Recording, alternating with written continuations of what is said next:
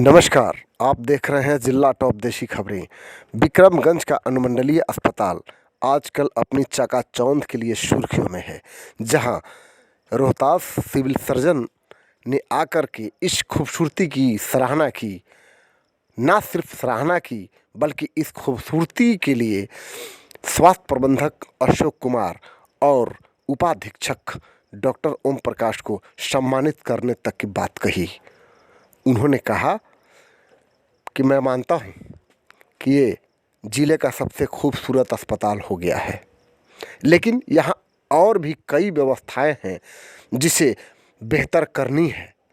उन व्यवस्थाओं को भी सर्वोच्च स्तर पर पहुंचाने का जिम्मा यहाँ के कर्मचारियों की है, यहाँ के डॉक्टरों की है और यहाँ के सभी नर्सिंग स्टाफ की है। हम इसको बेहतर करने के लिए कटिबद्ध हैं।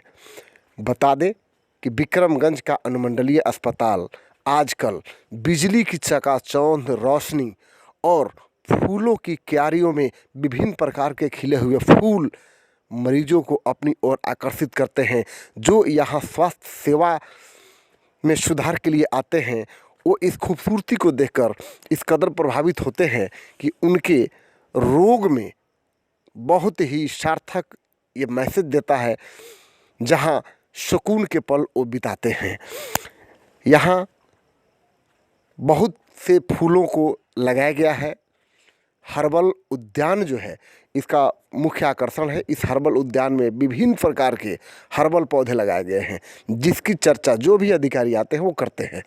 इसके लिए जिला civil surgeon doctor Sudhir Kumar कहते हैं कि यहाँ का जो विकास मॉडल है, हम इसी के तर्ज पे ज़िले के अन्य अस्पतालों में भी इस विकास के मॉडल को लागू करना चाहते हैं। आइए सुनते हैं कि सिविल सर्जन ने क्या कहते हैं। विक्रमगंज अनुमंडलीय अस्पताल आज जिस खूबसूरती के साथ दिख रहा है, हमें उम्मीद है कि ज़िला का सबसे खूबसूरत अस्पताल है।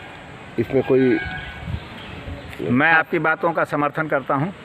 चलिए, नो डाउट कि हमारा ये अस्पताल एक खूबसूरत अस्पताल है। अस्पताल का रीढ़ और अस्पताल की आत्मा जो होती है यहाँ के कार्यशैली से होती है।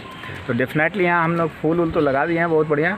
और हम अपने डॉक्टरों को, अपने नर्सिंग स्टाफ को, अपने मेडिकल स्टाफ को यही कहेंगे कि जो काम करने का जो ये होता है जील, उसको बरकरार रखें और हम मानव सेवा के लिए हमेशा तत्पर रहें। कि यहाँ जो आउटसोर्सेज कंपनियों से काम लिया जा रहा है, जैसे खाना और बिजली सप्लाई और सफाई, ये सब में कुछ डिफॉल्टर कंपनी संस्थाओं को फैक्ट देखिए, ये बहुत अभी हाल में बहुत सारे निकला है पेपर वगैरह में, लेकिन पहला चीज़ है कि उनका अभी अनुबंध ख़त्म नहीं हुआ है। ठीक है, अनुबंध ख़त्म होने में तकरीबन 15-20 दिन और बचा हुआ है। एक तो ये जो है कि अनुबंध ख़त्म हो गया और चल रहा है, ये बात गलत हो गई।